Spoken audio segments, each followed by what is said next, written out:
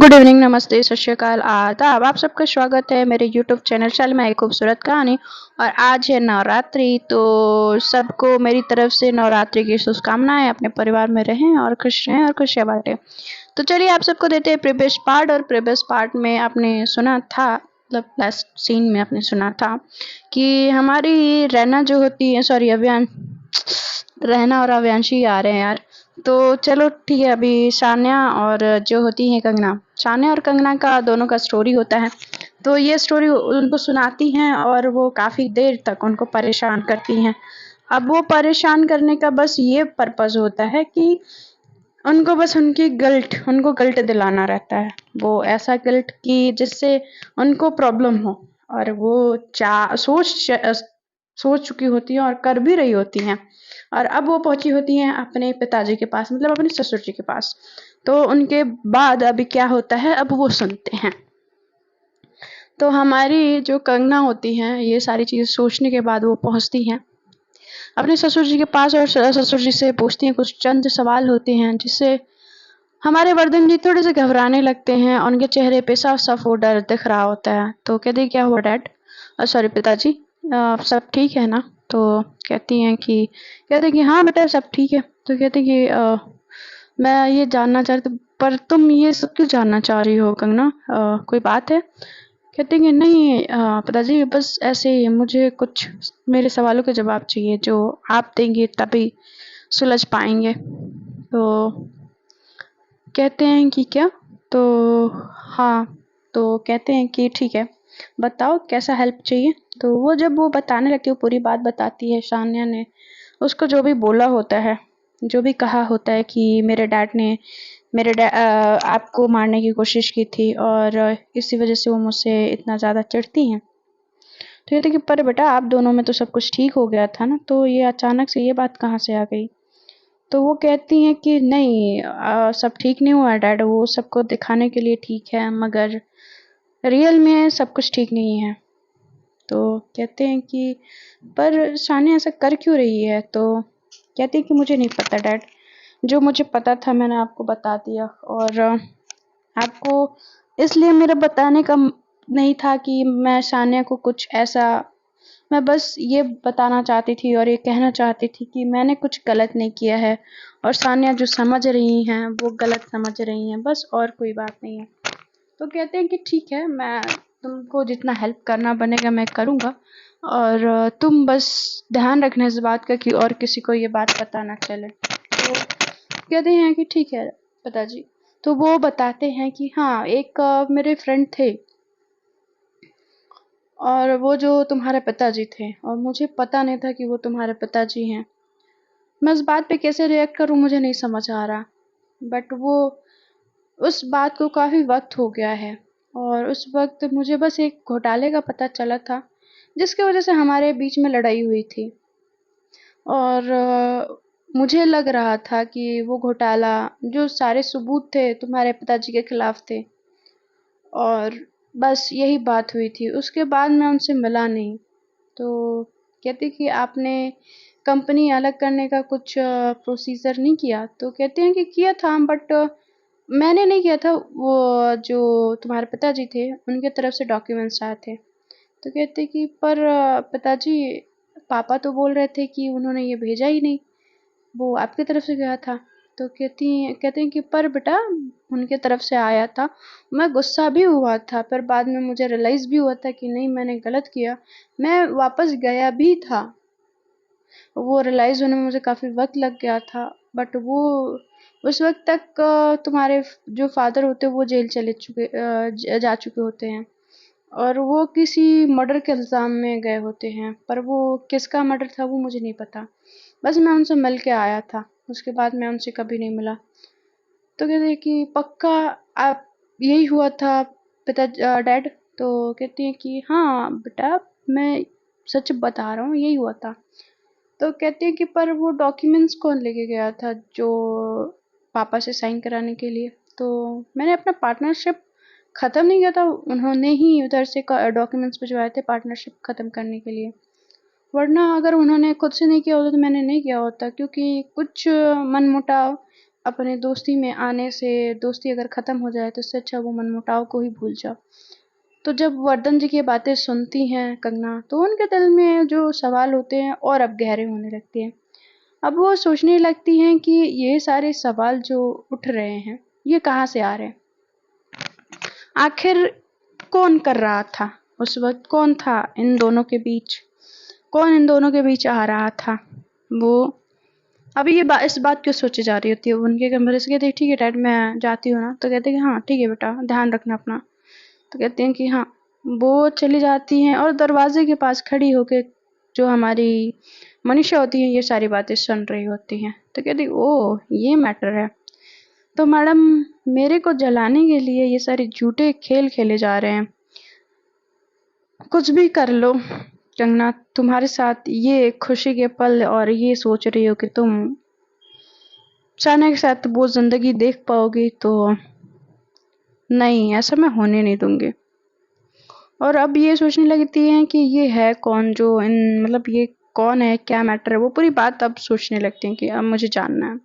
मनीषा एक लोग को फ़ोन लगाती हैं। फ़ोन लगाने के बाद बोलती हैं कि मैं कुछ बातें बता रही हूँ, कुछ फ़ोटोग्राफ्स भेज रही हूँ और उससे पुराने बातों को खंगालो और पता करो कि ये कहाँ से मैटर आया है। वो सारी बातें पता करने के लिए तो मनीषा इधर बोल देती हैं, फिर वहाँ से चली जाती हैं। जब मनीषा जाती हैं तो कंगना फिर से वापस आ जाती हैं। यानी कि पता था छिपकली तू यहीं पे होगी, मगर तुझे नहीं पता कि मैं यहीं पे थी और तुम्हें इस बात का कभी पता नहीं चलेगा कि आखिर माजरा क्या है। और फिर वहाँ से वो चली जाती है। फिर इधर जो हमारी संध्या जी होती हैं वो कंगना को बुलाती है। कंगना जाती हैं दादी के पास, तो कहते कि जी दादी। तो कहती कि बेटा तुम आजकल मिल नहीं रही हो, कहाँ रह रही हो?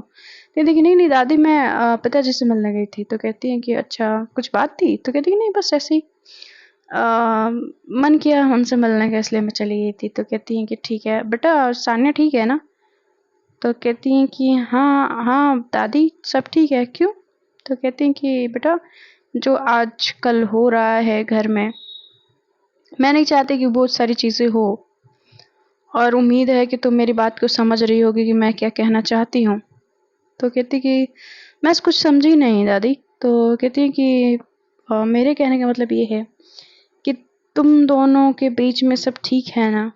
तो कहती कि दादी ऐसा क्यों पूछ रहे हो आप? तो कहती हैं कि क्योंकि जो मनीषा कर रही है वो मुझे कहीं से भी सही नहीं लग रहा, और तुम्हें भी पता होगा कि मनीषा कहीं से भी सही नहीं कर रही है तुम दोनों के बीच में आके। तो दादी पर कहती हैं कि पर वर कुछ नहीं, अगर अपने घर में खुशी रखनी हो तो अपने हर वो छोटे छोटे मोतियों को अपने धागे में पिरो के रखो, तभी मोतियों की माला अच्छी लगती है, नहीं तो बिखर जाती है। और तुम अपने परिवार को समेट के नहीं रखोगी तो कोई ना कोई आएगा और बिखेर के चला जाएगा। तो कहते हैं कि जी दादी मैं इस बात का ध्यान रखूंगी, और वो वहाँ से चली जाती हैं। और वो सोचने लगती है कि दादी अचानक से उनको क्या हुआ, उन्होंने ऐसा क्यों कहा। फिर उनके दिमाग में बातें चलते हुए फिर उसके दिमाग में क्लिक होता है कि सान्या क्या सोच रही होगी इस वक्त, क्योंकि मैंने तो उसके दिमाग में सारी बातें भर के भेजी हैं। अचानक से वो ठीक हो गई ना, कुछ उसके दिमाग में चल तो नहीं रहा होगा। तो अब कहते कि नहीं यार वो पक्का कुछ ना कुछ और सोच रही होगी, उसके दिमाग में चल ही रहा होगा। कहते कि अब सोचो बेटा सोचो, तुम्हें इतना वक्त लगेगा सोचने में ना कि तुम सोचती रह जाओगी। तुम मुझसे पंगा ले देना, अब बताती हूँ मैं तुम्हें। तो ये सोच के बड़े खुश होकर जा ही रही होती तो अंशुल उससे टकराती है, कहती आउच भाभी कहाँ जा रही हो इतनी जल्दी में, दीदी तो है नहीं तो कहाँ भागे जा रही हो। तो कहती कि अब क्या तुम्हारी दीदी रहेंगी तो ही मैं भागती हुई जाऊंगी। तो कहती हैं कि और बट इतनी जल्दी में क्यों हो? तो कहती हैं कि मैं जल्दी में बिल्कुल नहीं हूँ, और मैं तो बस यहीं टहल रही थी।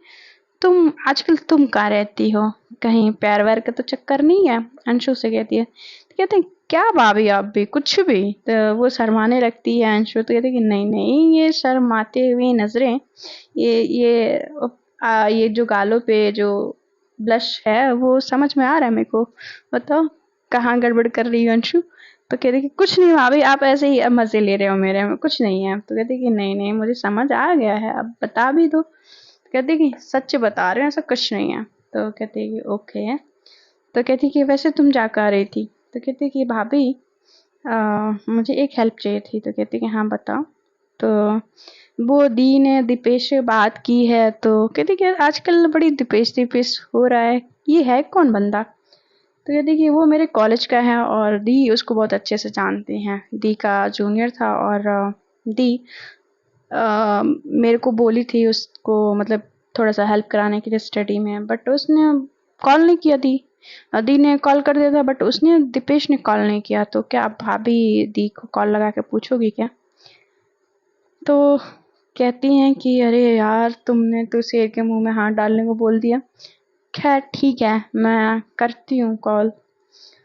पता नहीं, मन में सोचती कड़वा करेला फ़ोन उठाएगा या नहीं, क्योंकि मैंने उसको सुबह ही बहुत सारे डोजेस दे दिए हैं। अब पता नहीं वो मेरे साथ कुछ। तो कहती है भगवान बचा लेना मुझे। वो ये सोचते हुए कॉल लगाती है।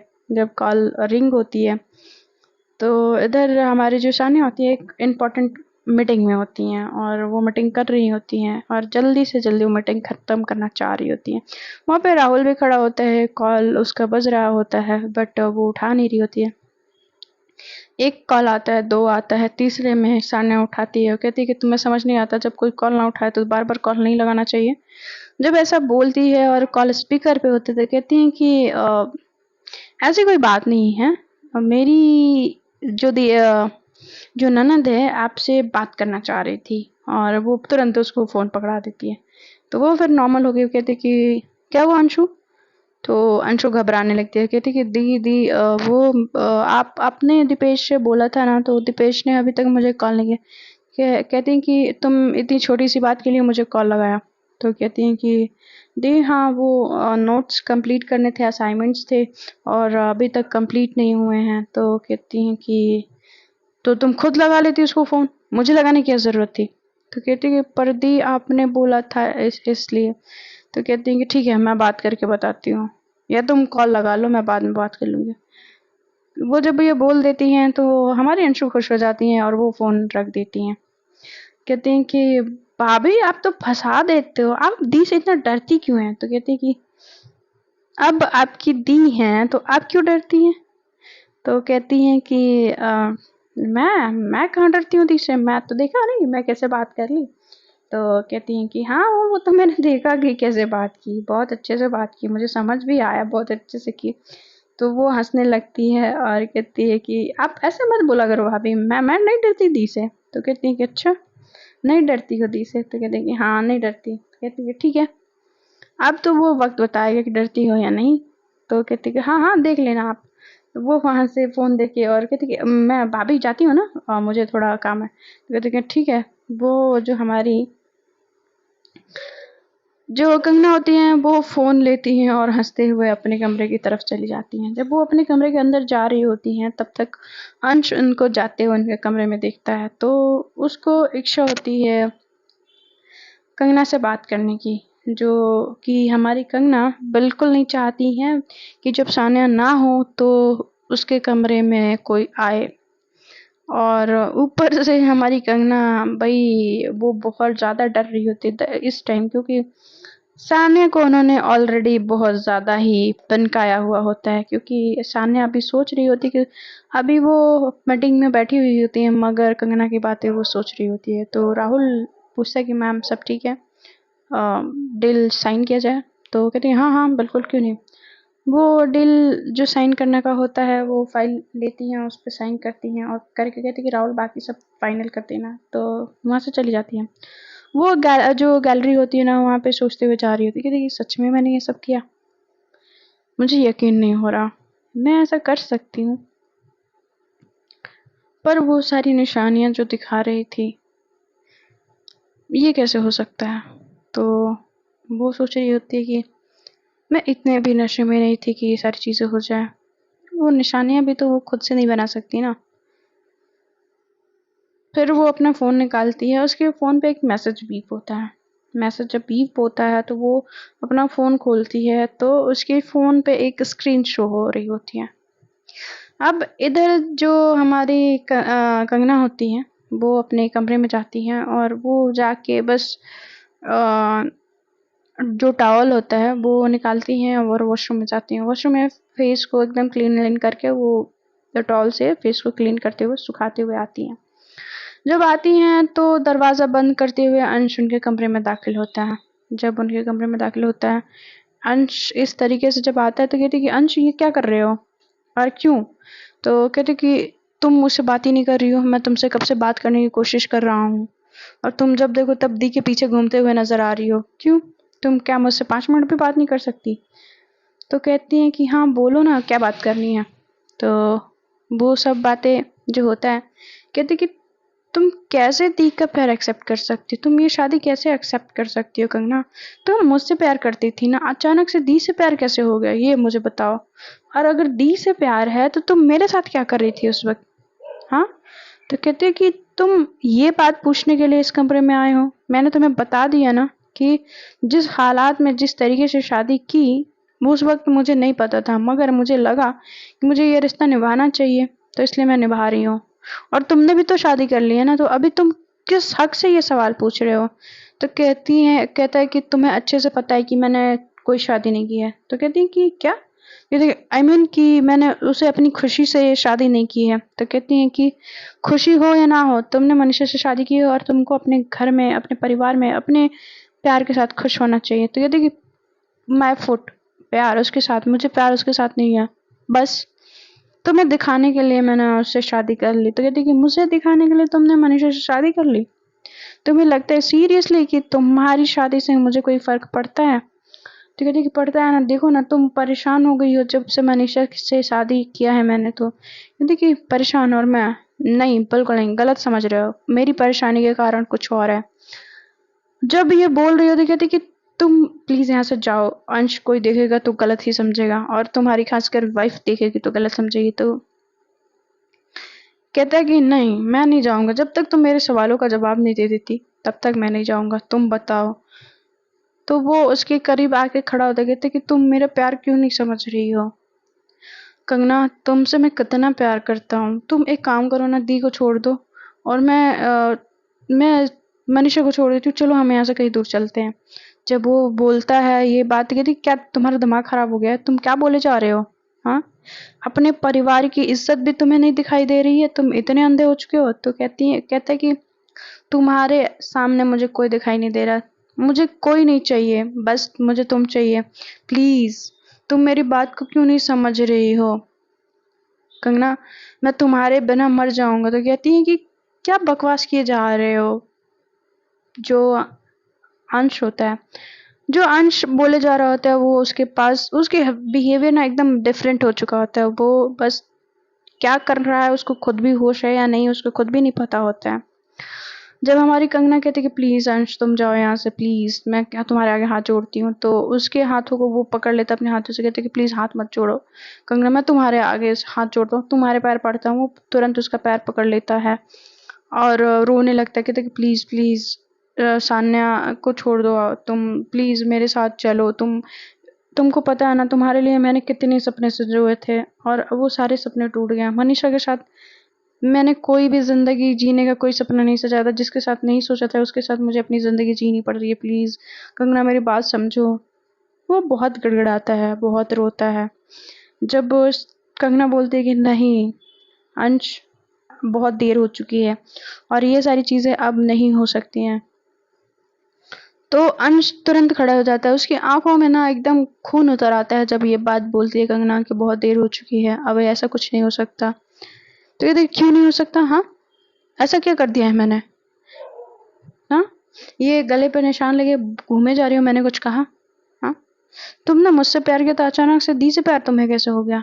और ये सब सडन सडन, मुझे यकीन नहीं हो रहा है कंगना कि तुम कहीं इसी चीज के लिए इंतजार तो नहीं कर रही थी। उसके ऊपर ही उल्टा वो अंश इल्जाम लगाने लगता है। जब अंश इल्जाम लगा रहा होता है तो कहती कि अंश क्या बकवास कर रहे हो तुम, तुम्हारा दिमाग खराब हो गया है? तो कहते कि हाँ खराब हो गया है क्योंकि तुमने खराब कर दिया है। मैं तुम्हें कब से समझाया जा रहा हूँ कि चलो चलो चलो, तुम चल ही नहीं रही हो। हाँ, तुम मेरी बात ही नहीं समझ रही हो। तुम्हें क्या लगता है कि तुम ऐसे करके तुम घर वालों की नज़र में बहुत महान बन जाओगी, बहुत इज्जत कमा लोगी? हाँ, दी का क्या? दी तुमसे प्यार नहीं करती है, तुम्हें पता है? तो कहती है कि करती है और बहुत करती है, देखा नहीं आज सुबह? तो कहता है कि मुझे असलियत पता है, समझी? कंगना मुझे मत बताना। जब तुम दी को लेके जब कमरे में आ रही थी ना, तो तुम्हें मैंने देखा था कि दी का हालत क्या था और तुम किस हालत में थी। समझ आया? ये घर वालों के सामने ये नाटक करना, मेरे सामने नहीं। तुम्हारे इस नाटक में मैं नहीं आऊंगा। बेहतर इसी में है कि तुम दी को छोड़ के मेरे पास चली आओ, वरना तुम्हारे साथ मैं क्या करूंगा मुझे नहीं पता। मुझे तुम चाहिए तो चाहिए, बस। समझ गई? और ये कह के वो वहां से चला जाता है दरवाजा खोल के। और जब वो जाता है तो हमारी कंगना जो होती हैं वो बेड पे सडन बैठ जाती हैं और वो कहते हैं कि किस मुसीबत में फंस गई। एक तरफ भाई है और एक तरफ बहन है और इस पूरा एक तरफ परिवार है। मैं करूँ तो करूँ क्या? कहाँ जाऊँ मैं? वो फिर अपना फ़ोन उठाती है और फ़ोन उठाने के बाद जब वो फ़ोन लगाती है तो वो कविता को कॉल लगाती है। कविता को जब कॉल लगाती है तो कविता उधर से कॉल उठाती है। वो जब कविता कॉल उठाती है तो कहती है हेलो क्या हो गया? तू इतना परेशान क्यों लग रही है? तो कहती है कि कुछ नहीं यार। तो कहती है कि बताएगी अब? तो कहती है कि मैं क्या करूँ यार, मुझे समझ नहीं आ रहा है। मैं पता नहीं कैसी जगह पे फंस गई हूँ। एक एक साथ रह नहीं रही है और दूसरा जाने नहीं दे रहा है। तो कहती है मतलब? तो कहती है यार अंश और कौन? तो कहती है कि क्या हो गया, अंश ने क्या किया? तो कहती है कि यार मैं उसको समझाए जा रही हूँ, वो उसी बात पे अभी तक अटका हुआ है और उसने शादी की है मनीषा से। तो कहती क्या? तो हाँ कहती है हाँ वो मनीषा से शादी कर लिया है और उसके बावजूद भी अभी भी वो उसी बात को दोहराया जा रहा है। उसने मुझे धमकी दी है कि मैं उसके पास नहीं गई तो वो मेरे साथ पता नहीं क्या करेगा। तो कहती है कि तू इतनी बातें सबकी सुन क्यों रही है यार? तू जिसको देखो तुम्हें आगे सुनाया जा रहा है। तो एक तरफ उसकी बहन है, एक तरफ वो है। तू मतलब उन लोगों को मुंह तोड़ जवाब क्यों नहीं दे रही है? तो कहती है कि यार तुझे पता है मैं एक फैमिली में हूँ, मैं इस तरीके से नहीं कर सकती और एक फैमिली को संभाल के रखने के लिए बहुत संयम और सहन शक्ति की ज़रूरत होती है। दादी ने मुझे अभी थोड़ी देर पहले कहा कि मोती की जो मालाएं होती है ना, मोती को बहुत तराश के पिरोया जाता है तब एक बहुत सुंदर मोती की माला बनती है। वैसे ही एक परिवार होता है और मैं इस परिवार को बिखरने नहीं दे सकती जस्ट बिकॉज मी, कि मेरी वजह से सब कुछ बिखर जाए कि फिर कोई समेट ना पाए। ये घर मेरे आने से पहले बहुत खुशहाल था और मैं नहीं चाहती कि मेरी वजह से सब कुछ बिखर जाए। तो कहते कि फिर अब क्या करेगी तू? क्योंकि तेरी मैडम जो है वो तो सुन नहीं रही। तो कहती है कि यार मेरे को बात कुछ पता चली है, तू प्लीज़ उसके बारे में पता लगा। तो कहती है कि ठीक है बता। तो वो बताती है कि ये मैंने पिताजी से जाके पूछा था और उन्होंने ये बताया। तो तू एक बार पापा से जाके पूछ उनके पास आया कौन था, एग्जैक्ट कौन आया था और उनको किसने ये सारी बातें बताई थी, किसने उनको जेल भिजवाया था, किस जुर्म में गए थे, वो सारी बातें सारी इन्फॉर्मेशन निकाल के लेके आ। तो कहते ठीक है मैं तेरा काम पूरा करती हूँ, तू अपना ध्यान रख, प्लीज़ अपना ध्यान रखना कंगना। तो कहती कि हाँ मैं अपना ध्यान रखूंगी। जो कविता होती है वो काम पे जुट जाती है और इधर जो हमारी कंगना होती हैं वो अब ये सोची जा रही होती है, ये इतनी सारी चीज़ें ना उनके सामने आ चुकी होती हैं कि अब वो सारी चीज़ों में मिक्स हो चुकी होती हैं। और एक तरफ होती हैं सान्या। सान्या को वो क्या समझा है उनको ये समझ में नहीं आ रहा होता है। सान्या क्योंकि वो अपनी ही दुनिया में होती है और सान्या उनको कुछ समझने के लिए सोचने के लिए तैयार ही नहीं होती हैं। अब उनका सबसे बड़ा सवाल होता है कि बीच में कौन है जिसने ये सारी प्रॉब्लम क्रिएट की, जिसने उनके पापा के नाम पे बल फाड़ा। अब वो हमारी कंगना के दिमाग में ये चल रहा होता है, जो फिर उनकी माँ फ़ोन करती हैं, शालू जी। जब वो फ़ोन करती हैं तो जब देखती हैं कि माँ, तो फिर फ़ोन उठाती हैं, कहती हैं कि हाँ माँ। कहती है कैसी है? तो मैं ठीक हूँ, आप कैसे हो? तो कहती हैं कि मैं ठीक हूँ। तो कहती है कि माँ मुझे आज सच-सच प्लीज़ आप बताएँगी? तो कहती है कि हाँ बोल। तो वो कहती है कि आपने डैड से रिश्ते सारे क्यों तोड़े? तो कहती है क्या? तो कहती है कि हाँ, अब बनिए मत, मैं डैड से मिल चुकी हूँ, आपको पता नहीं होगा, मगर डैड अभी भी वो पुराने घर में ही रहते हैं। तो कहती कि तुम्हें इस ये सारी बातें कैसे पता चली कंगना? तो कहती कि मुझे कैसे पता चली ये बात इम्पोर्टेंट नहीं है, आपने डैड को क्यों छोड़ा ये बताइए आप।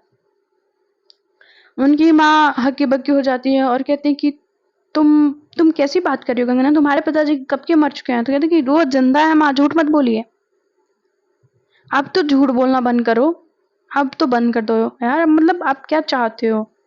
जिस इंसान को मैं अपने आंखों से जीता जागता हुआ देख के आई थी, आप उसको जिंदा ही मार रहे हो। जब वो परेशान हो गया इस तरह से चिल्ला रही होती है, तो अचानक से उसकी नज़र दरवाजे पर पड़ती है। जब दरवाजे पर पड़ती है तो देखती है कि शानिया सामने खड़ी है। वो चुप हो जाती है, कहती कि माँ मैं फ़ोन लगाती हूँ। जब वो फ़ोन लगाने को बोलती है कि मैं लगाती हूँ, ये कह के वो फ़ोन रख देती है और वो वहाँ से जाने लगती है।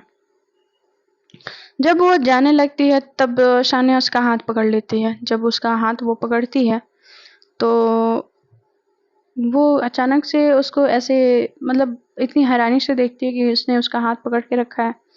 तो कहती क्या, इतनी हैरानी से क्या देख रही हो, क्यों नहीं पकड़ सकती? तो कहती हैं कि पर क्या हो गया? तो कहते कि कुछ नहीं, बस तुमने कहा था ना कुछ बातें मुझसे आज सुबह कह रही थी, तो मैं उसी बारे में सोच रही थी। जब मैं ये सब सोचने के बाद मैं नतीजे पे पहुंची कि जब एक बार बेहोशी में हो चुका है तो क्यों ना होश में कर लिया जाए। कह रही क्या? वो उनकी आंखें ना चौड़ी हो जाती हैं जब ये सानिया ये बात बोलती हैं उनको, जो सानिया जो ये बात बोलती हैं, और जब ये कहती हैं कि जो बेहोशी में हो चुका है एक बार क्यों ना होश में हो जाए, क्योंकि तुम्हारे पास तो ये मेमोरी है कि तुमने बोला कि मैंने तुम्हारे साथ ऐसा किया, बट वो मुझे याद नहीं है, अब मुझे वो याद चाहिए, तो क्यों ना उस चीज़ को दोबारा किया जाए। तो कहते कि वो फिर अपने सर को पकड़ लेती है और फिर कहते कि वो सानिया, मेरे सर में बहुत तेज़ दर्द हो रहा है, मैं आती हूँ ना नीचे से। तो कहते कि कहाँ जा रही हो? उसको वो हाथों से ज़ोर से खींचती है और वो अपने करीब ले आती है। जब उसको अपने करीब ले आती है और उसके फेस पे जो बाल जो बिखरे हुए होते हैं, जो उसके फेस पे, जो कंगना के फेस पे होते हैं, जो बाल बिखरे हुए होते हैं, उसको सही ढंग से उसके कानों के पीछे फंसाते हुए कहती है कि सर दर्द हो रहा है तो लाओ मैं मसाज कर देती हूँ। उसके इसका ये अंदाज बदला हुआ कहीं ना कहीं उसके दिमाग में कुछ कुछ पॉइंट्स छोड़ रहा होता है। कहते कि इसको अचानक से कड़वे करेले को क्या हो गया, इतनी स्वीट क्यों हो रही है, पक्का कुछ तो हुआ है, इसकी स्वीटनेस ना मुझे हजम नहीं होती है। ये स्टार्टिंग में भी इसकी स्वीटनेस हजम नहीं होती थी और ये अभी पता नहीं क्या कर, वो मन ही मन सोचे जा रही होती हैं। तो कहती क्या सोच रही हो, लाओ तुम्हारे सर में दर्द हो रहा है ना तो मैं बाम लगा देती हूँ, बाम लगाने के बाद और तुम्हारा जब सर ठीक हो जाए तो फिर करते हैं ना। तो जब ये बोलती हैं तो उसके हाथ पैर जो होते हैं ना ठंडे हो रहे होते हैं। कहती कि मैंने कहाँ से इसको कह दिया, आप बल मुझे मार, वही वाला हाल हो गया, कहीं इसको सच पता चल गया तो फिर क्या होगा मेरा। वो कंगना अपने मन ही मन सोचे जा रही होती हैं। अब उसको ये एहसास हो रहा था कि वो कहाँ फंस गई, अब तो बुरी फंसी। तो कहती है कि हाँ, मैं लगा लगा लेती हूँ ना बाम, तुम रहने दो। तो कहती है कि नहीं नहीं मैं लगा देती हूँ ना, आफ्टर ऑल मेरी वाइफ हो, तुम्हारा सेवा करना तो मेरा धर्म है। तो तब तक वो बाम लेके खोल के लगाने जा ही रही होती है, तब तक अंशु आ जाती है। अंशु इस सिचुएशन में आती है तब देखते हैं फ्रेंड्स आगे क्या होता है। आप सबको कल सुनाएंगे स्टोरी आगे की, और आज के लिए इतना ही। आज इसी से काम चलाएं, फिर कल मिलेंगे नए एपिसोड के साथ, नई स्टोरी, मतलब इसी स्टोरी के साथ नए एपिसोड में। तो bye bye, take care and good night.